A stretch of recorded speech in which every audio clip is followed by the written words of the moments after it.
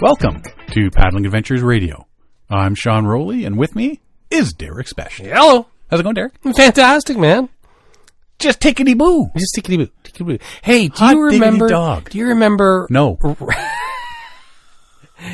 We mostly know him as Raccoon, but Randy. Randy. Yes, I know Randy. Randy reached out to me. He said, because I think we had impressed him with the... He's way behind in listening to the episodes. I think he's like 180 anyway. He had listened to episode, I think, 47, where we talked about old school. And if I remember that one, we were talking about people. It was two guys that were paddling Labrador, and they're in like woolies and like old, No, I'm talking about the old way that we wouldn't hack it. No, we wouldn't. We wouldn't. Was it 47 or 42, somewhere in there? It was way back then. Yeah, way back then. So he was, back in the day. So he said it reminded him of when he first started, and he slept under a tarp with a leaned over canoe. And anyways, he said back then he had something that was old school, and we should stay old school. And so he sent us a gift. He did. And what did he send us? We just opened it. We did just open it. He sent us those, think of the old school antennas on cars, the extension antennas. Mm-hmm. So he sent us blowy sticks for me and Sean. Blowy sticks. I don't think they're actually called blowy sticks. What are they called?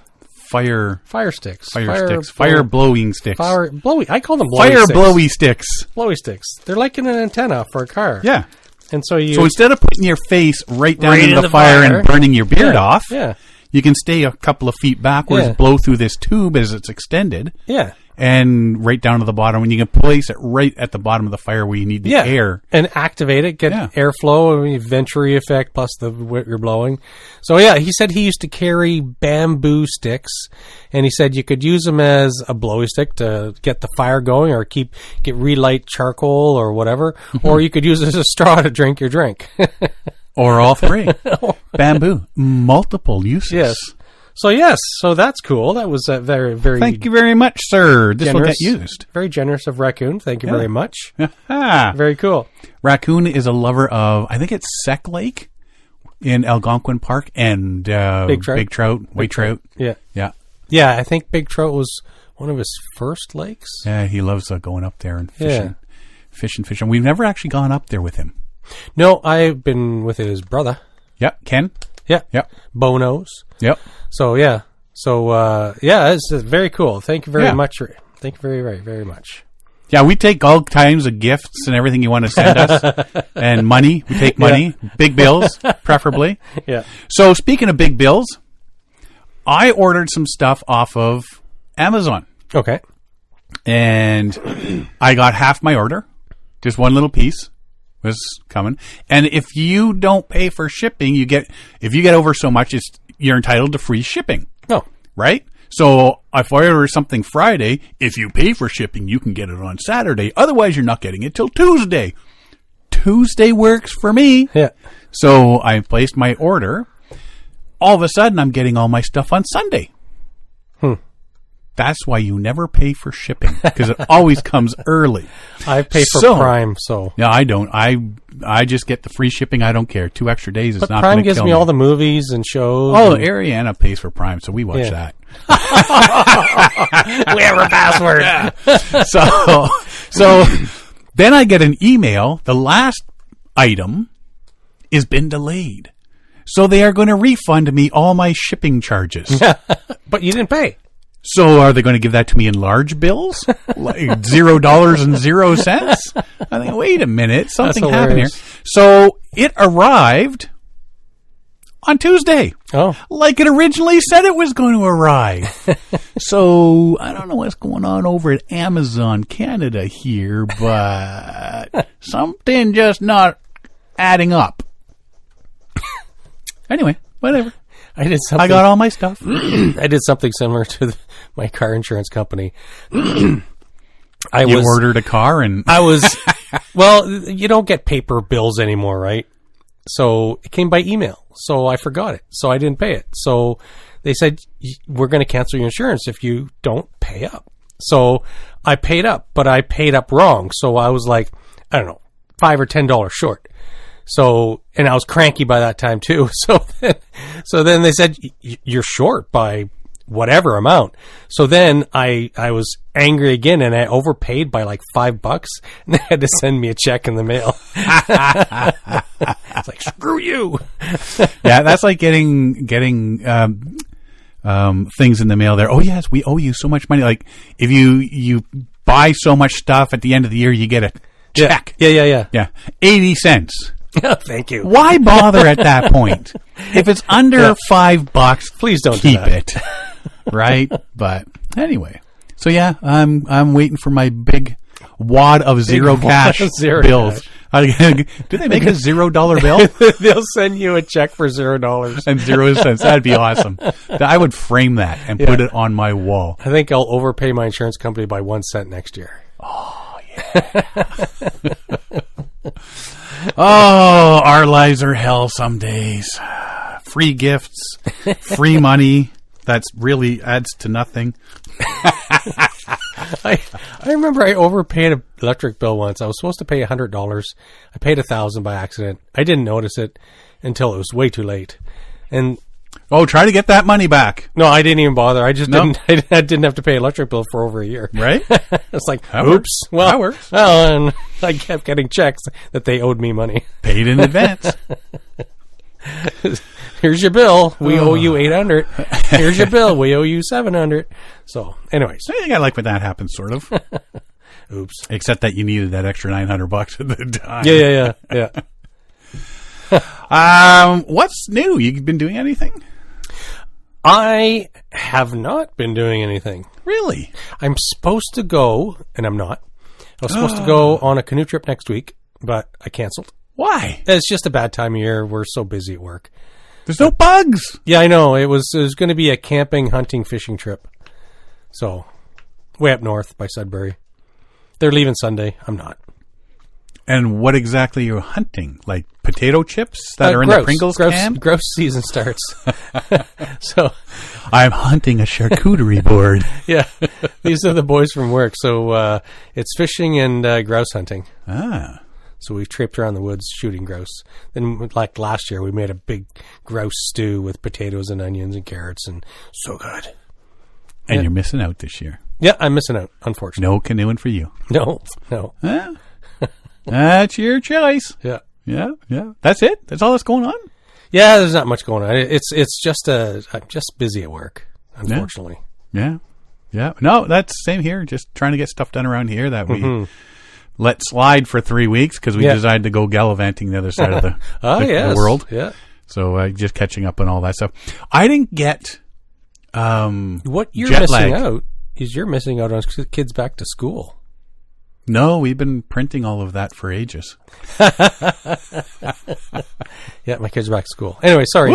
Because you're gallivanting, tell me more. Yeah, because in gallivanting all across the country, we had a bunch of stuff here, or all across the other side of the world.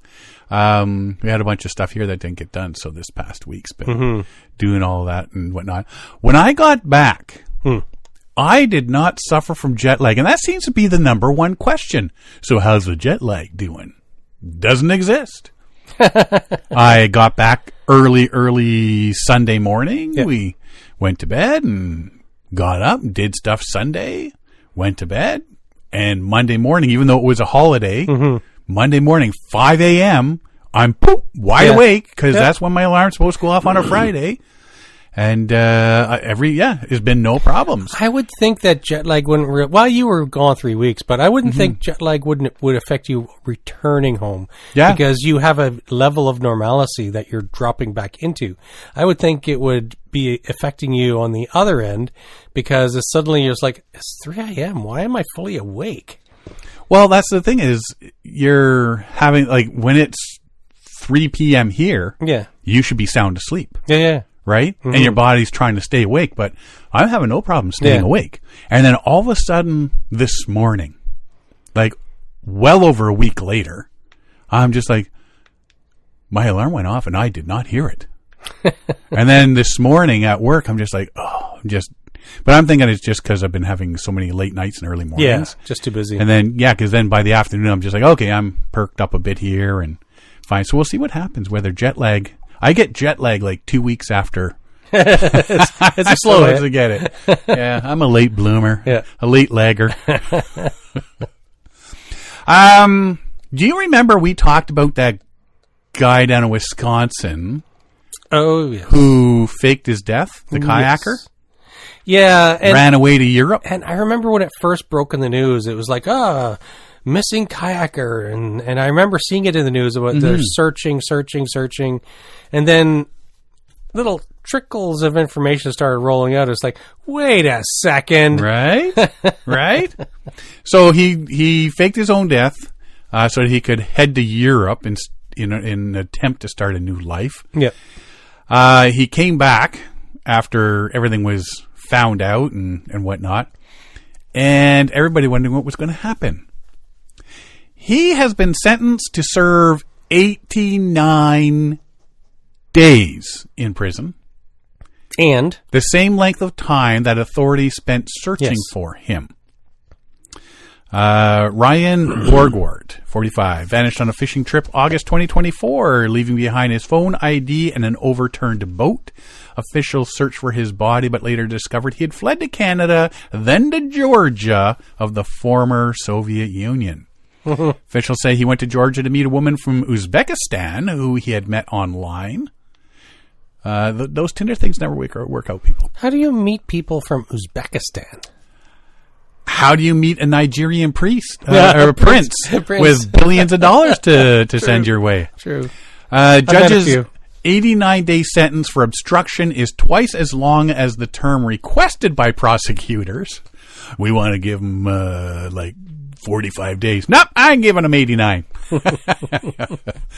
As part of a plea deal, he was also ordered by Green Lake County Circuit Court Judge Mark Slate to pay $30,000 restitution for costs spent by search and rescue crews who were sent to look for him. That's fair. He obstructed law enforcement for a total of 89 days. Thus the sentence. Mm-hmm. Before sentencing, he told court, "I deeply regret the actions I did that night and all the pain I have caused family and friends." Before leaving his wife of 22 years, he took out a life insurance policy, which we assume was never paid out yet. Yeah, or else that he'd be charged for that. Right. Transferred funds to a foreign bank account, applied for a replacement passport, and had a medical procedure to reverse a vasectomy. So you figure the replacement passport, would there not be some sort of penalty for doing that? No, he legitimately renewed his passport. No, he applied for a replacement one. Could be legitimate, he could say. So he got a replacement one because I assume his was either expiring. If there's going to be any more sort of there's a lot of fraudulent. He left a lot of breadcrumbs behind as to I'm just surprised that he hasn't been charged with more. So I've been going through this and trying to figure out, well, he could be charged for this, that, and life insurance. I'm thinking he could be charged for fraud, but only if it had actually been paid out. And it would have been paid out to his wife, now ex-wife. Yeah. But still, so that would have been fraud on his part. And I assume if he had upped his life insurance or created life insurance, then maybe he was leaving that behind for his wife for the trouble of him leaving her. But for him to... Now we've turned into a real crime podcast. I know. His entire plan to fake his death, to devastate his family in order to serve his own selfish desires, hinged on him dying in the lake and selling his death to the world. According to prosecutors, his plan was discovered in November after a Russian-speaking woman contacted him with authorities. Woman connected him with authorities. Yeah. Her identity is not clear. KGB. Maybe. Law enforcement said they contacted him in an effort to draw him back home, later released a short clip of a video he sent to authorities. Said, "I'm in my apartment. I am safe, secure, no problem." By December, he returned to the U.S. and was charged with obstruction. His wife also filed for divorce. Shocker. I don't know why. He came back for her. I mean, yeah. His lawyer said that Borgward could have chosen to remain in Georgia, as the misdemeanor charge he was facing would not have qualified him for extradition. Therefore, no free trip home. If he didn't want to come back, he didn't need to come back, says his attorney. He came back from Europe to take responsibility for his actions. I think things didn't work out with his Russian girlfriend. That's what I'm thinking. Because her Tinder profile was not what she actually looked like. So, it was that fake eye and the one arm. Yeah. That did it. Yeah, crime doesn't pay, people. I thought he would have been hammered with more than 89 days and 30,000. Yeah, I think the level of... So it's... His effect to society would be the false search for him, but he didn't really do anything illegal-ish. He still got charged for whatever. I don't know, but it sounds illegal. Yeah, but he got a bigger sentence than they were asking for. Yeah, but so I don't know. Things like that, I think he should have got more. Yeah. It just reeks of, I don't know if fraud's the right word. Yeah. But on all, and he gives kayakers a bad name. Yes. That's at the end of the day. Just trying to think of the illegality. Like he did, it was a lie to authorities. He did flee. All the people of the town were all invested in this. Like, oh my God, this guy's died. They're all a flutter. And now they're all ticked off. Mm-hmm. He should be like put in the old stocks, like the old medieval days. And people can go up and throw cabbages and tomatoes at him. When he gets out of jail, he really should move states. He's probably going to go back to Russia. He doesn't have to come back. They should allow people to like stand in a line. And everybody gets one free throw with something rotted and mushy. Did it say what he was charged with? Oh, for obstruction. Obstruction. There's a broad word. Mm-hmm. Charged with obstruction. They had to give him something.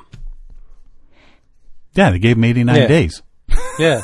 But that's what I'm saying. They had to give him something. They had to. There has to be a deterrent for other people trying to do this stupid thing. Yeah. Yeah. Or just, he had to be charged with something just because he was so stupid in his stupid plans to do this stupid thing, like leaving such a clear breadcrumb trail. It's like, dude, like charge him with stupidity. He's so bad at planning. Why did you give him such a light sentence? We felt bad for him.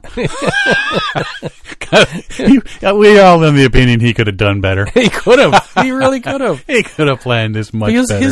His new passport was scanned several times. Right?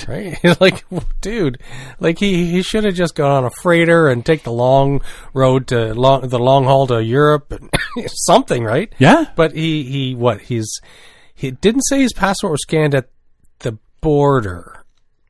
When we went to the airport to go to Japan and when we came back, the number of times our passport was scanned is phenomenal. Yes. You need it to get into this area. You need it to that area. You need to go through here. You need to go through customs. You need to go through security. Hold it up and he takes a picture of you. You go to the next point. They look at your passport. They look at you. You're going through the put everything from your pockets in that little bin. It goes through the x-ray. You walk through the big metal detector to make sure you don't have like piercings where you shouldn't have piercings. And there's a picture taken there and they're looking at that and they're looking at you to make sure it's the same. And yeah, the amount of times his passport just in the airport would have been scanned is phenomenal. But if I remember correctly, and I'm thinking of all the times that I've crossed the border into the U.S. and back into Canada, they just look look at it. They just look at it. Yeah. They don't scan it. There's no record that I know. I don't think they scan it. I don't think so. I've never seen them scan it. I remember looking out and seeing them hold it in their hand and look at the picture and look at you.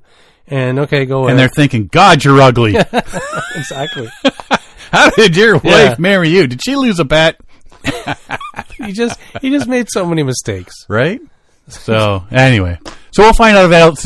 Keep our ears out and see if anything else happens with this. I gotta think something else is going to come down. It's a very expensive thing for him. Yeah. Not $30,000. There's $30,000 of the jail time, but he also had his vasectomy reversed. Mm-hmm. So that's got to be expensive in the States, right? And now he's lost his wife, so there's alimony. He's lost his house and everything. Or something. 3 kids, yeah. 3 kids. Yeah, so he's lost all that. What an idiot. Yeah.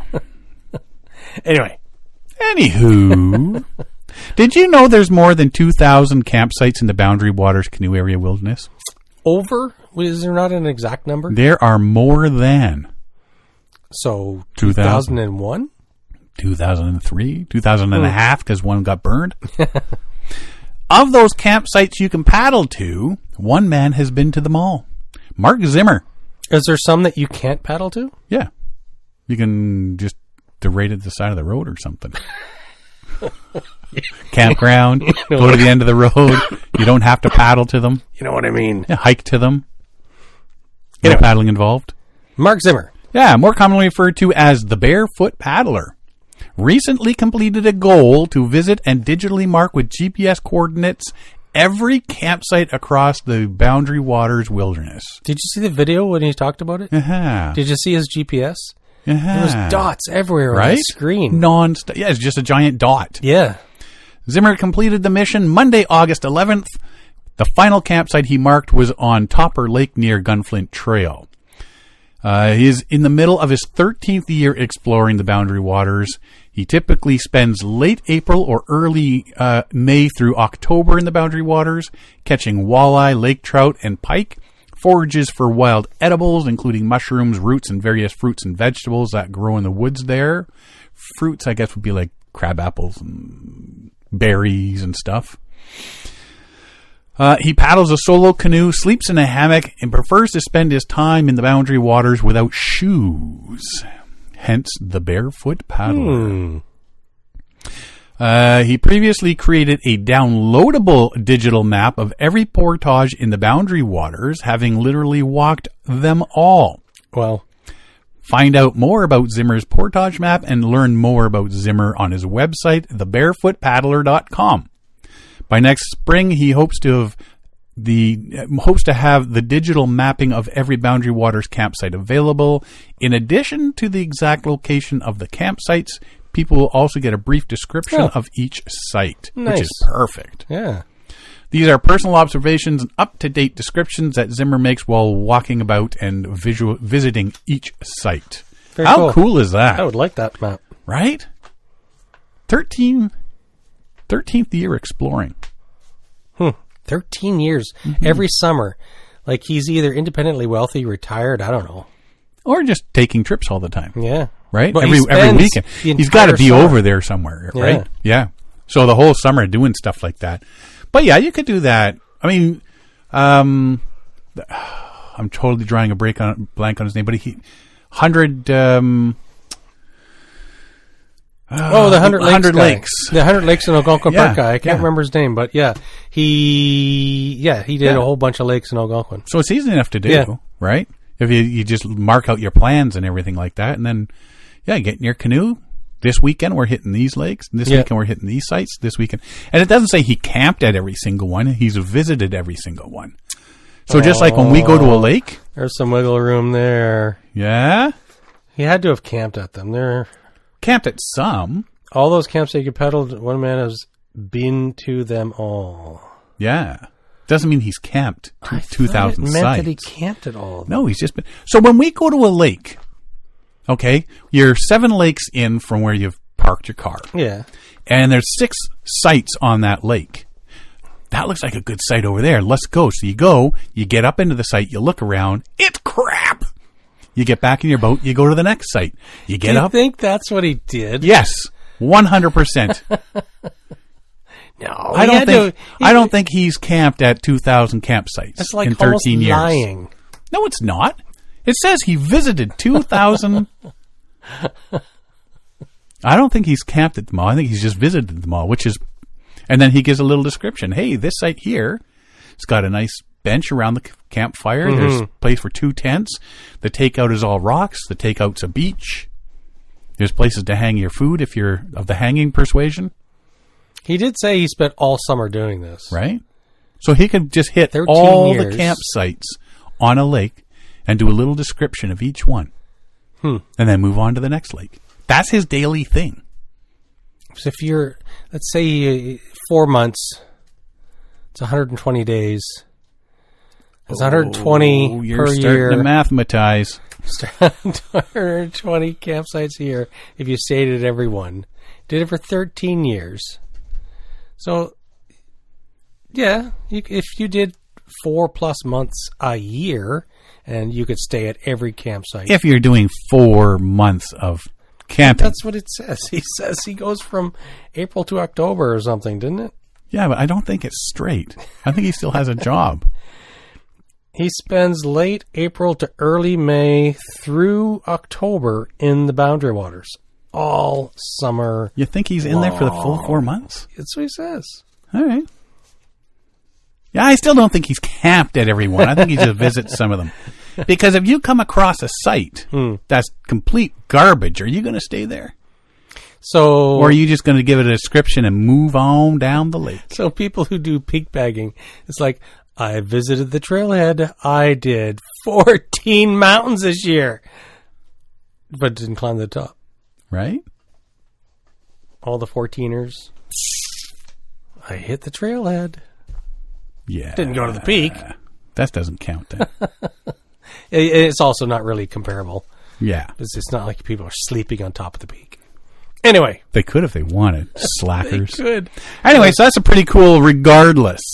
If you go to barefootpaddler.com, then keep an eye out for when he has his map up of all the campsites and descriptions and you know what, for trail information and for campsite information and availability and GPS coordinates, and that this would be a really good map to like for trip planning or for seeing what you can do and yada yada yada. That's so Jeff McMurtry. He did the similar thing with his but now maps. Maybe he needs to start doing all of this. There you go. Every portage. He did. Every campsite. Not personally. Oh, no. Okay. He did this will keep him going for the next 20 years. Because one thing that I found amazing with his maps is he does length, but he also marks on portages the height of land. And changes. The changes. Yeah. He's very detailed. Yeah. So. Oh, yeah. Yeah. Cool. Yeah. You know what would really make... Wait. What? You know what would be really good is like you could poop in every Thunderbox in Algonquin Park. Been there, done that. Mighty bold of you to assume I have not. I pooped in every single Thunderbox in Algonquin Park. All right. And I'm giving a rating out of 10 for each one. Right? This one is a little bit mossy. The lid is I declare this one 8 out of 10 slivers. You know what would be better to paddle all this? What? A set of robot arms. Yes. Nice segue. Thanks, pal. Sometimes the stresses of life start to pile up. We feel the need to get away from it all for a while. Everyone has their own way to unwind, but for Dave Nowinski, the ideal way to relax is to hop on a canoe and float down a quiet river, which is what one does. Yes. He doesn't find the whole part about paddling to be quite relaxing, however. He's lazy. A motor would make things easier, but at the expense of adding more noise to an otherwise serene experience. What is a stressed-out robotics engineer to do? Get robots to do the unpleasant work, of course. Now, you got to be careful, because there's a fine line, because this is how Terminator starts. If you want Terminators in the backcountry, it's guys like Dave that are going to start it. Yep. So he's come up with a plan to get a pair of robotic arms to do the paddling for him. He had a pair of Piper arms made by Agile X Robotics that would do the job, and he was able to borrow a canoe from a friend, so most of the hardware was all ready to go. He would just need a way to mount it. Why would he already have a set of robot arms? Hey, these are in the closet. I think I'll use them. Right? He's a robot engineer, so why not? He's probably got a robot head there, too, in the closet in the upper part. You know how people have the mannequin head so they could do hair, stuff like that? Training to be a hairdresser? Maybe he's got a robot head up in the closet because he's training to be a Terminator builder. The mounting solution would have to be very light because the robot arms were only just barely powerful enough for paddling. It would also have to work without modifying the boat as it was borrowed. Was it a very nice canoe? So from the video, it's like an old... Yeah, but still, it's somebody's canoe. Yes, their pride and joy. True. Why ask for permission when you can beg for forgiveness later? Solution he developed was composed of aluminum extrusions anchored by pressure-fit braces that ran from one side of the canoe to the other. The Piper arms were mounted on the rails of either side of the boat. To control the arms, an NVIDIA Jetson Orin Nano was chosen, because we all know what that is. I have no idea. It has plenty of power, though, yet it is not especially expensive. So in the worst case, he wouldn't be out too much cash.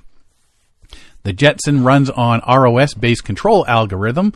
Again, we all know what that means. Okay, kids, get your pencils, pens out, write all this down, and Google it later. Yeah. And then send us an email and let us know what it means. The control algorithm that treats the arms as wheels using a differential drive. The video game controller supplies inputs which are converted into speeds for the wheels. These speeds are fed into the hardware interface that calculates where each paddle is in its stroke, then uses inverse kinematics to determine how each paddle should move. The calculated joint angles are sent to each arm. Shh, can you hear that? All the old people just dozed off. You can't exactly plug a canoe into an electrical output, so a Bluetti AC200L power station, big old battery pack, was brought on board the boat. It can supply 24 kilowatts of energy, 2 kilowatts of energy through both AC and DC outputs. That is enough to keep the canoe chugging along for a long journey, and it can be recharged via solar power if he accidentally ventures too far. Sounds cool.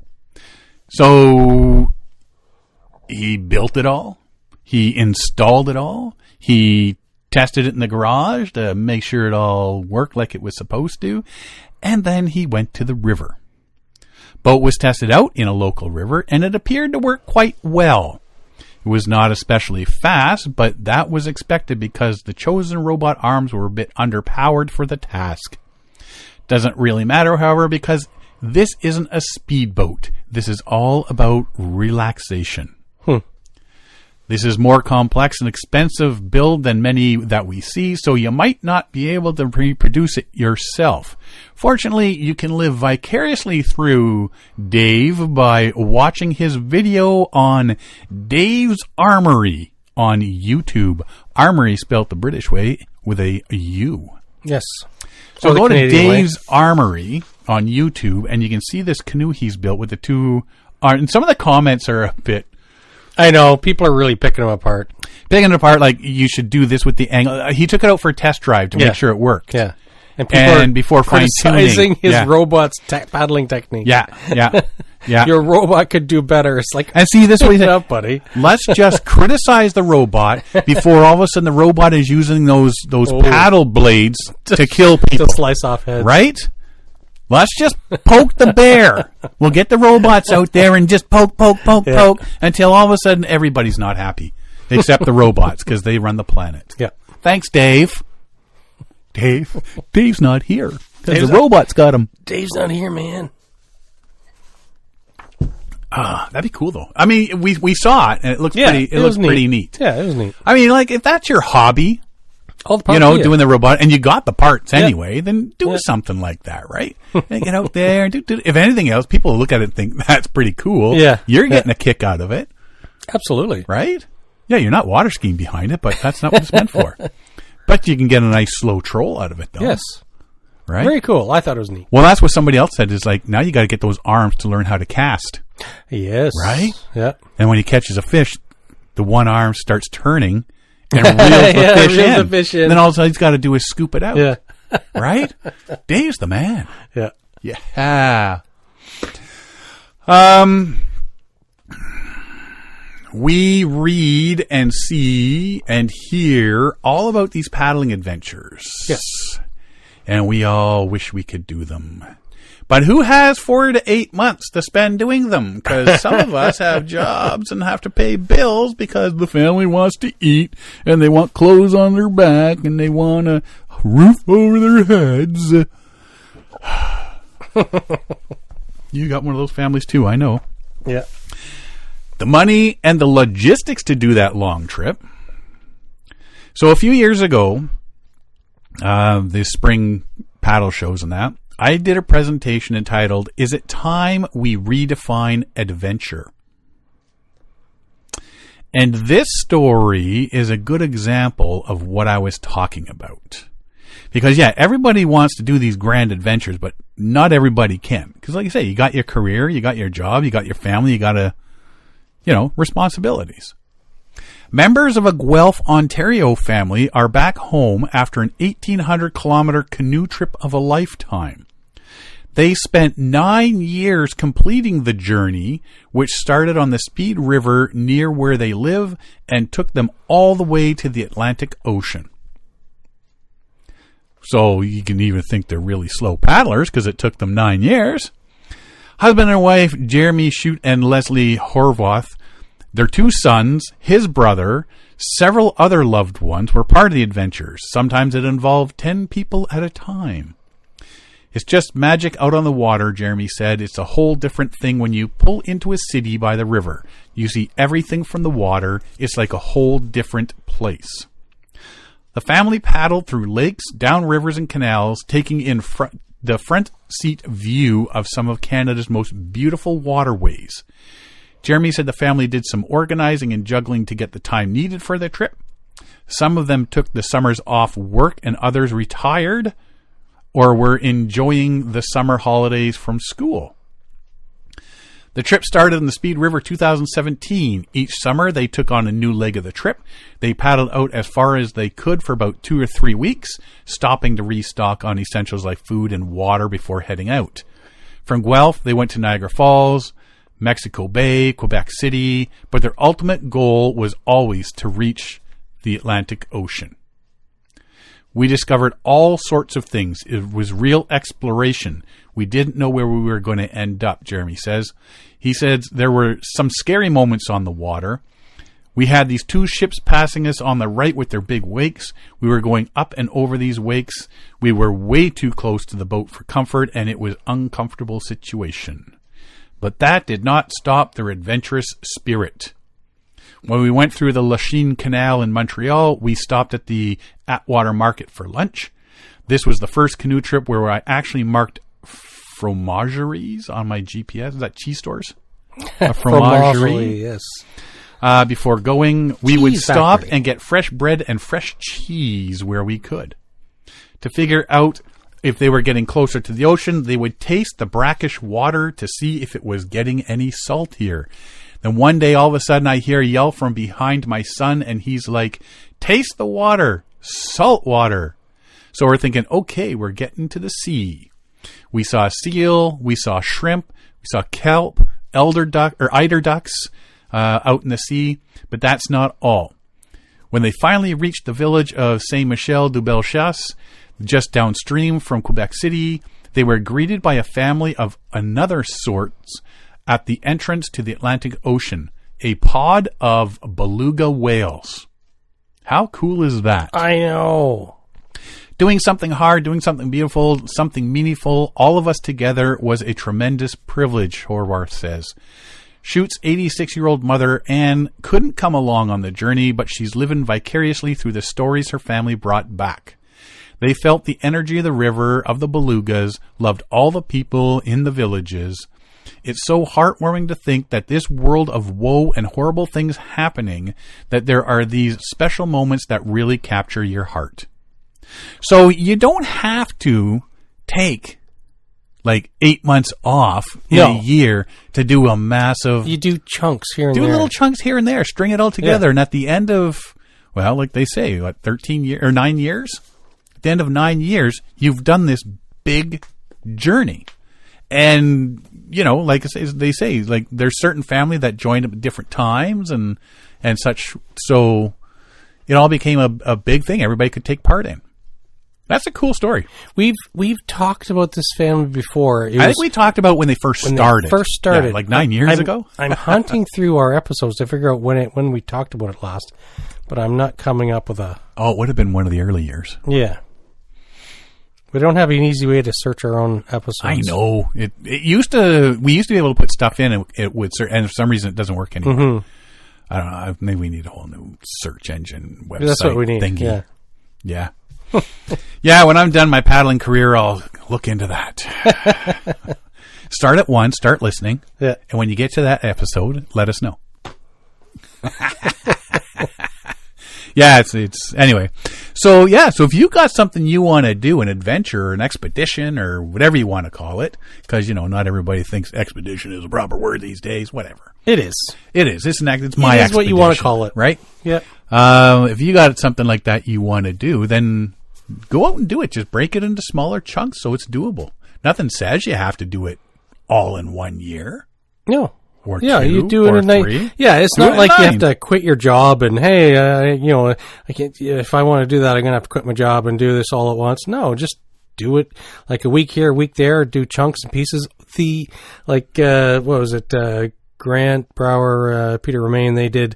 the last couple of years, they did weekends and sometimes week-long things, and they did the whole Bruce Trail. Yeah, but they did it in multiple pieces. Chunks. Yeah. So it's doable. Mm-hmm. Find something you want to do, something you'd like to paddle, and make it happen. I mean, there are people do the Minas Link in Algonquin Park. In parts, yeah, right. They'll do one leg. Quarter sections, and then maybe like in the spring, and then maybe in the fall they'll do a second leg, and then next year they'll do another leg, and by the time they're done, they've done all the 4 legs, 5 legs? I don't know. Huntsville to Rain to Cedar, Cedar to Opeongo back to Huntsville. Yeah. So 4 legs. Yeah. So a couple of years you got all 4 legs done, sort of thing, right? It's like what Mark Rubino and who else? There's a bunch of them. They were doing it in legs. Well, I know they did the first time they did it in 2 years, right? So when I first heard about the Minas Scarlett Link, Brothers, Jeffrey, Mark Rubino, Jimmy Blacklegs. Yeah, I can't remember. But when I first heard about the Minas Link, first time I ever heard of it, it was these guys doing it in segments. Yeah. And that was like, whoa, that was 2012 or something. That was 2012 we went to... Was 2012 that we went to Woodland Caribou or 2013? Anyway, that was way back. Long time ago. Because we actually did a segment with them. We went down to New York State there to Scarlett Brothers. Oh, yeah. I wasn't with you. Yeah. And then I did a second episode while I was there with the Scarlett Brothers. Mm-hmm. They were camping and paddling in Algonquin Park before a lot of these campsites were. I know. And they watched Sputnik go by. Yes. To hear them talk about it and to hear the history. Yeah. Like they talk about locations in Algonquin Park that are no longer there and dams that are long gone. And it's like amazing. You interviewed them and they told all these stories, talked about, them being in Algonquin and seeing Sputnik fly overhead. And it was cool. That's amazing. Yeah. So if you have something that you want to do, it's doable. Everything's doable, right? Nothing says you have to do it all in one go. Back in the day, you did because that was your job, exploring. Yes, exactly. What are you doing? I'm exploring. I'm going to the North Pole. It's going to take me 5 years. Yeah. All in one go. Yeah. Yeah. Not anymore. Half of us are going to die. Yeah. But we're going to do it. Good time. Yeah.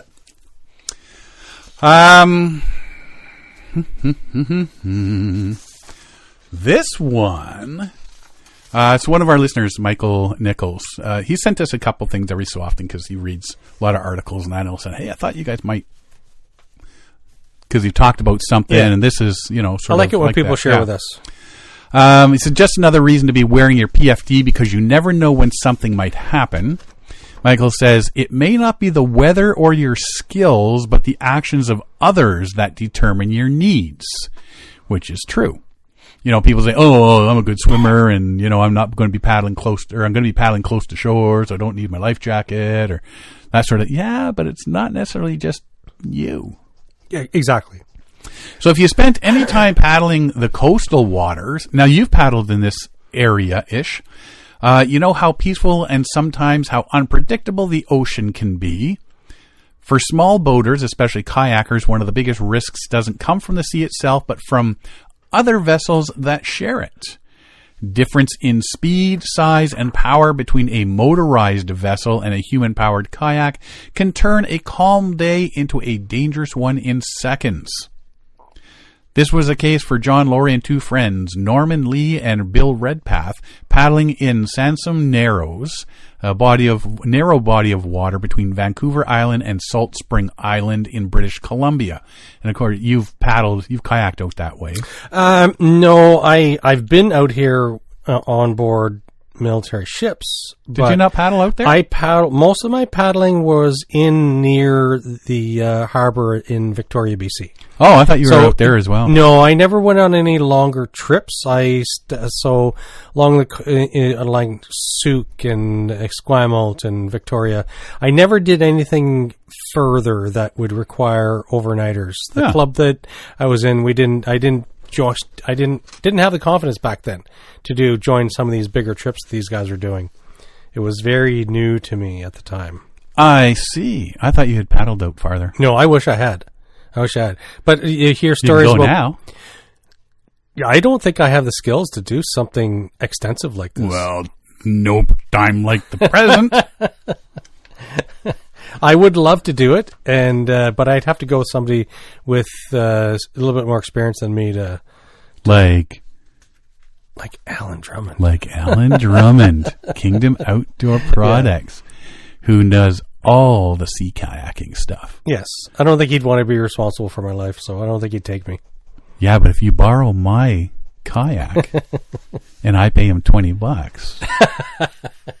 No, you'd definitely be maybe renting. Maybe you accidentally... You're not going to fly your kayak across the country. That's too expensive. You'd rent one. Oh, no, I'm talking about learning around here. Oh, yeah. I have my own kayak around here. Yeah. Oh, yeah, you got the skin on frame, don't you? Yeah, I do. Yeah. Anyway, they were alert, experienced paddlers doing everything right until they found themselves in the path of a commercial prawn boat barreling towards them. Rules of navigation are clear. Human-powered vessels have right of way. But what can you do when a bigger boat doesn't follow the rules? How can you maximize safety when sharing the water with faster, less nimble vessels? John and his friends were halfway across Sansom Narrows, paddling close together and keeping a careful eye on marine traffic. As responsible kayakers, they were watching a large commercial prawn boat approaching from a distance. First, the boat seemed to be maintaining a straight course that would pass them by safely, but then without warning, it turned directly at them. It was only about 75 yards away when it veered, John recalled. We thought, surely they see us. We're grouped together and pretty visible, but it just kept coming. At 50 yards, panic kicked in. The kayakers started back paddling hard, trying to get out of the boat's path. Just when it seemed like impact was inevitable, the boat passed by, missing them by only a few feet. No horn, no hail, no indication that the crew had ever seen them, which is the scary thing. Well, it is. So on several levels, like when you're talking about a larger vessel like that, and you think to yourself, well, they don't see us. Are they not looking at the water for logs? Are they not looking for navigational issues? Are they? Well, they would have the radar for that on a bigger boat. Sure, but not everything sends back a signal, right? And I don't know. I mean, it seems like it was purposeful. Just reading the description, right? 3 kayaks together. You figure that's a big. That's a chunk. You see that. You should see that. Yeah. According to the collision regulations, the burdened vessel, the one with greater maneuverability, usually the powered boat, is supposed to yield to the stand-on vessel, like a canoe or kayak. Yeah. But in the real world, not every boater is watching for small craft. Not everyone is following the rules, and that's where things can get dangerous. You may know the right of way, but that doesn't guarantee the other guy does, or that they're paying attention.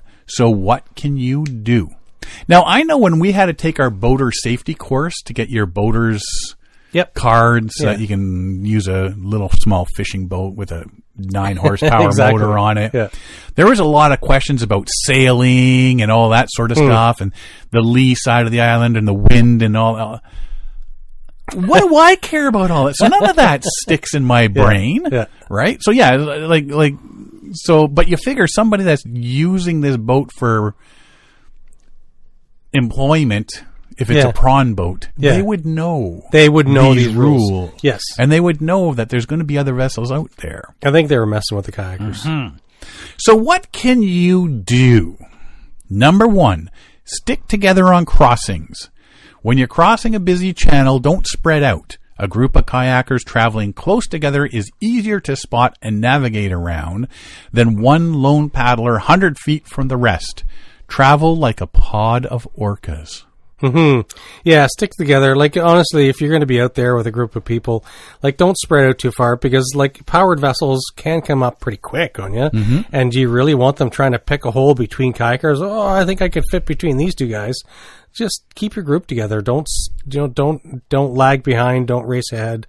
Yep. If you're in a crossing in a navigable channel, or if you're in a shipping channel, well, you shouldn't be in shipping channels. Right. So you need to get across that channel ASAP when it's safe to do so.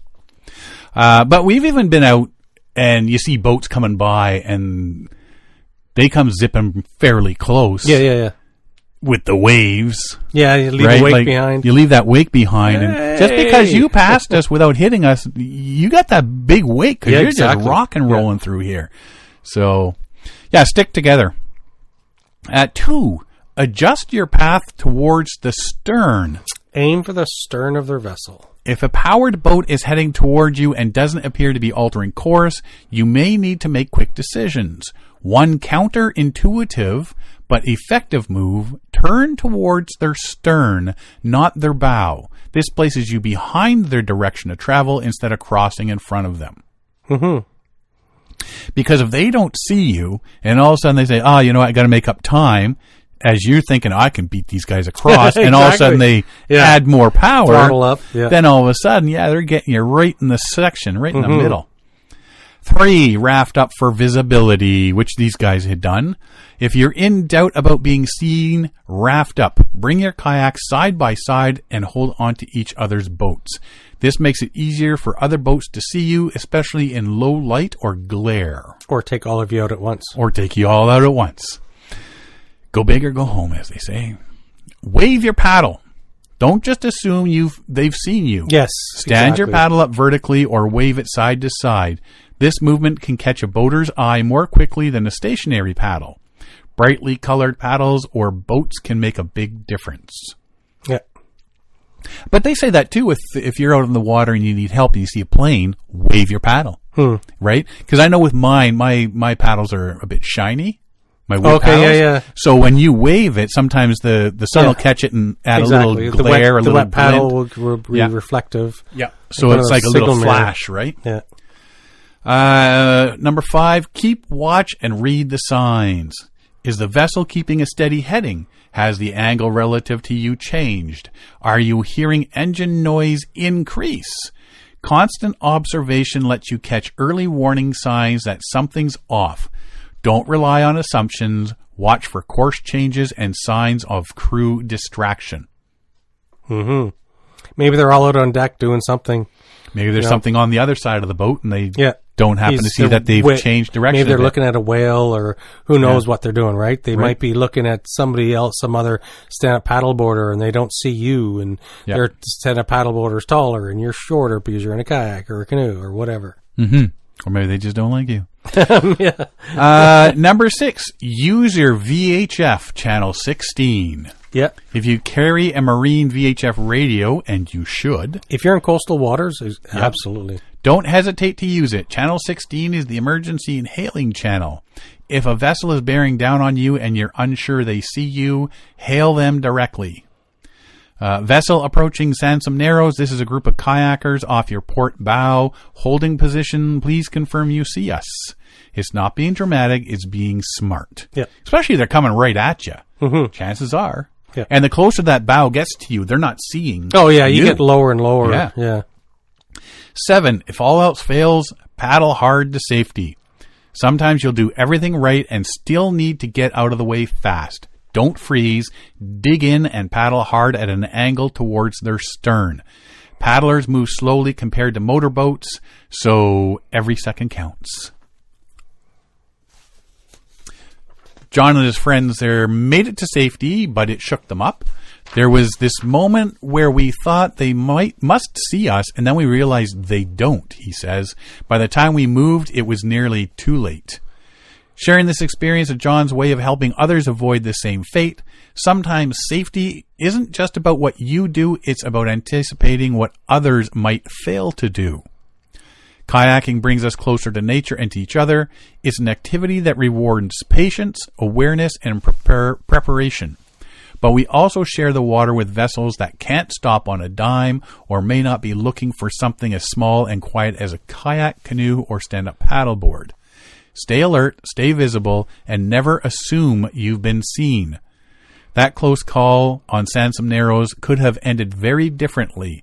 Let it serve as a reminder to us all. When in doubt, take action. Your safety depends on it. Mm-hmm. There you go. Right? Yeah. I mean, there's a list of things to do, and you always keep your eye out. Alan is always talking about situational awareness. Yes. Know what's going on around you at all times when you can. I mean, I use that in everyday life now. Going through a parking lot, walking in the mall, like people on their phones looking down. And all of a sudden, don't pay attention anymore, don't pay attention. I drive a Ford F-150, and the joy I get when somebody steps out in front of my truck with their face in the phone, I stop and just hammer the horn. Yeah. And you know they're lucky they're wearing the brown pants that day. Just like deer in the headlights. Yeah. Let me tell you, when they look and realize what they've just done. I just stepped onto the street. Oy vey, I'm so tired of it. Get your face out of that. And there's people I know that will be walking. I'll say, put the phone down. Because, oh yeah, I'm walking and texting. Yeah, but you've just slowed down to quarter speed. Yeah. Like, in the middle of a hallway. Put the phone down. Or in the middle of a sidewalk. Yeah. People are trying to stream around you like you're rocking a stream. Right? And I'm not allowed to kick them, apparently. All these rules. Okay, one last thing here. The water soldier. Dun, dun, dun. Another invasive species. Yep. In Lake Simcoe, an invasive aquatic plant, water soldier is not new to the province of Ontario, but it was spotted for the first time in Lake Simcoe last year, and the perennial aquatic plant is prohibited under Ontario's Invasive Species Act. Plant has long, thin, serrated leaves that grow in a circular pattern. The plant forms dense mats that crowd out other vegetation and may alter water chemistry, impacting native aquatic species. Water soldier can be submerged up to 5 meters under water, but floats to the surface in the summer. It will cut you up if you handle the plant or try to swim around the plant. It's that sharp, eh? Yeah. So what we're trying to do is mitigate its spread, says Brooke Schreier, an advisor to the Invading Species Awareness Program with the Ontario Federation of Anglers and Hunters Foundation. Water soldier is used as an ornamental plant in water gardens, the likely source of its introduction to the province. Plant is a severe risk to recreational activities and is a threat to wildlife such as fish, waterfowl, and migratory birds. Members of the Water Soldier Working Group quickly mobilized to survey the area when it was first spotted. The group includes government officials, indigenous organizations, conservation authorities, and other environmental groups. To date, surveys have shown the infection to be limited to Cook's Bay, but the worry is that it will spread to other areas of Lake Simcoe. Cook's Bay, I believe, is where we used to go ice fishing in the winter. You used to be able to drive your car out there in January. Not anymore. Right now, the work being done is focused on evaluating the extent of this invasion, and next steps will be managing plans for control and treatment. Judy Dwyer's property backs onto the lake, and the plant is already impacting her. She said she will wear gloves and pull the plants that are nearby her dock, but they come back quickly, and they can't go swimming there at all. Schreier says there has been a lot of support from various government agencies, but he hopes to see more funding from the federal government to help tackle the issue. Fisheries and Oceans Canada's spokesperson says invasive species are a shared responsibility across federal, provincial, and territorial governments. In the case of aquatic invasive plants such as Water Soldier, the Government of Ontario, in collaboration with municipalities, is responsible for the management of waterways within their jurisdiction. Federal government is part of a working group that collaborates to control the spread of Water Soldier within the Trent Severn waterway. And there was another, wasn't Water Soldier, and I'm not even going to remember what the name was, but there was another invasive plant species that was there, and they had an area cordoned off. When we did the Trent Severn a couple of years back there was an area because we thought, we're going to cut around this island, and we couldn't because this invasive species was there. And if you paddle through, chances are you're going to drag it into other parts of the lake. In a few other areas of the province with Water Soldier, it's been extremely challenging to handle. Just getting the boat in and out, the canoe, kayak, just swimming off the dock or off a sandy beach really impede how we use our lakes. Looks like the top of a pineapple or a household spider plant. Oh, okay. And we're growing that pineapple upstairs. We've been doing it for a couple of years now. Yeah. You just cut the top off a pineapple, put it in water, it grows roots, and you plant it. That thing's huge. And it's sharp and pointy. Has it grown any babies yet? Not yet. It says it takes about 2 years. So anytime now. I'm just waiting for that little baby pineapple. Yeah. If you see something like that floating in the water, especially in Lake Simcoe, the best thing you can do is report it. Experts recommend residents learn how to identify the plant and report the sightings through the Invading Species Hotline, 1-800-563-7711. You can just Google Ontario invasive species hotline and you can get the number there. Yeah. But the faster they know it's there, the faster they can get there and, stem the growth, hopefully. Rather than, that's been there for 3 years. Yeah. Well, I'm looking at photos of it here online, and I Googled it. It says it's the Water Soldier. It's native to Europe and Southwest Asia. It was first introduced to North America as a plant, an ornamental plant for water gardens. Don't you have a water garden? At my old house. Or did you have Water Soldier in it? If so, no, where did it all go? Did. It was first discovered in Ontario in the Trent Severn River in 2008. Yep.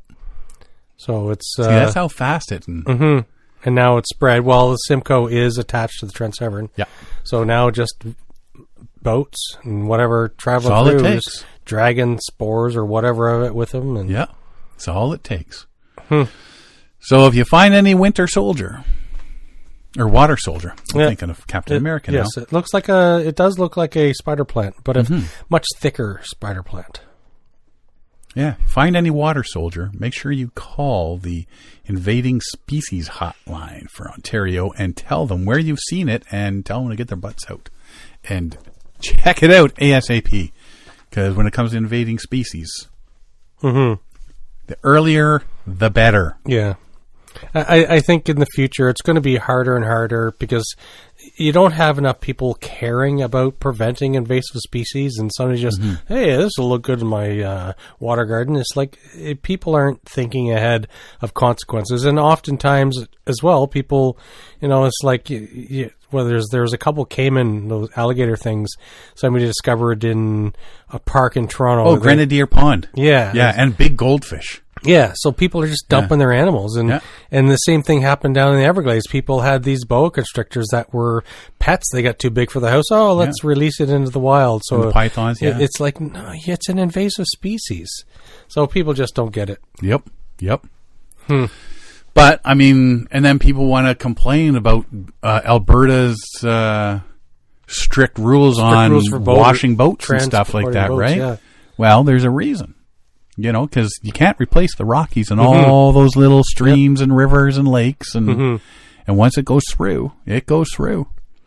Oh, that reminds me. So thinking of that, I was reading a thing recently. It's they're saying that when ducks eat fish eggs, because the duck's digestive tract is not that harsh, so if the eggs don't get digested, they do come out the other end. And so oftentimes if there's these remote lakes and rivers with a population of trout or whatever in it, it's because ducks flew there, pooped out the eggs, and so now there's fish in those ponds. So if you're in some high mountain lake somewheres or whatever, it's like, how do fish get here? Well, ducks. Maybe ducks. Duck poo. Yeah. So apparently, and elephants are the same way. They just stuff goes right through them, right? Elephants go to northern Ontario lakes and deposit fish. I'm saying how the digestive tracts of ducks and elephants and the civet cat and so on aren't that harsh, not that acidic. Well, do you not remember? What are the hats? Tilly hats. Oh, yeah, they advertise. Do you not remember the big thing that put them on the map was that an elephant ate a Tilly hat, and a couple of days later pooped it out, and all he did was wash the hat, and it was perfect. Yeah, it was. He wore it again, right? Well, the elephant really. What I read somewhere is this between 10 and 20% of the nutrients in the foraging that they do. It just that they only gain 10 to 20%. It just goes right through. It goes right through. So it's still edible food. It's still edible grass. I'm not eating it. And I'm not wearing an elephant poop hat. And so also with that, so not to get too far off track, I'll make it quick. Too late. So we've heard about the Civet Cat coffee. Yes. Heard about that? Yeah. So in taking on that, so for those who don't know, Civet Cat coffee, they've discovered in rainforest where the civet cats live that when they eat the coffee beans, like the ripe fruit, like a cherry type thing, it digests the fruit and it poops it out. And if you collect those beans, it has a level of fermentation to it because it went through the internals of this civet cat. And so then when you roast the coffee, it's supposed to have a different flavor, it's one of the most expensive coffees in the world. Very expensive, but you have to process it through a cat. Yeah. Anyways, so there is I can't remember where it is, but it's an elephant rescue location where zoo elephants and so on, or injured elephants, go for a new life. And so they said, hey, well, elephants kind of weekly process their food too. So they started feeding all of these coffee beans, raw coffee beans, to the elephants.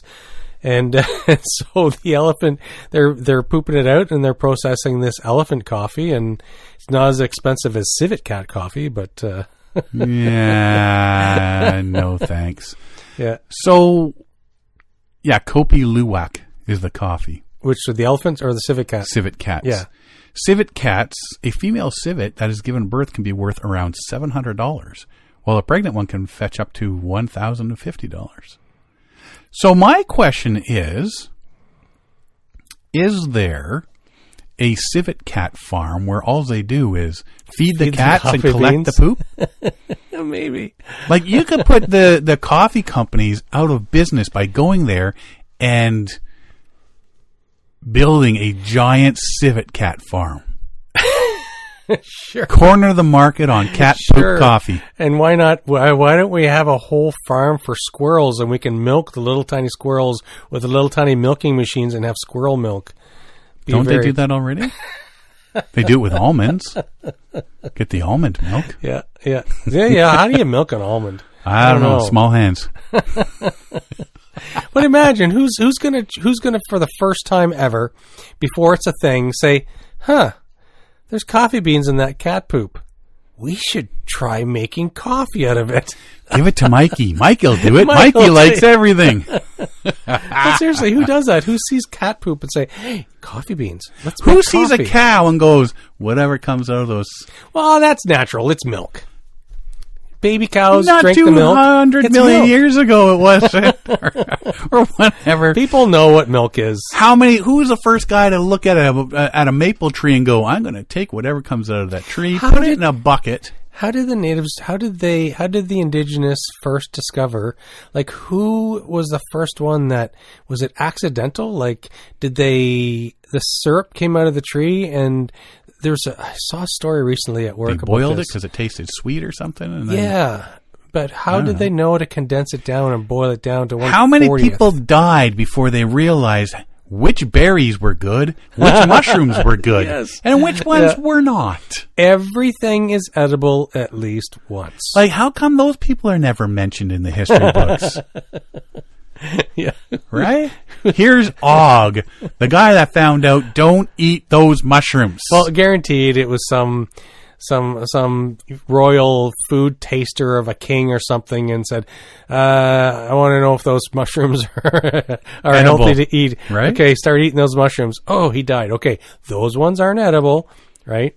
But how do you know dude just wasn't allergic to those particular mushrooms? True. You would have to get 4 or 5 people to eat them before it became... You'd have to be killing people left, right, and center. Right? All the expendable food tasters. 9 out of 10 people did not die eating these mushrooms. I guess that one guy was weak. Yeah. He deserved it. Yeah.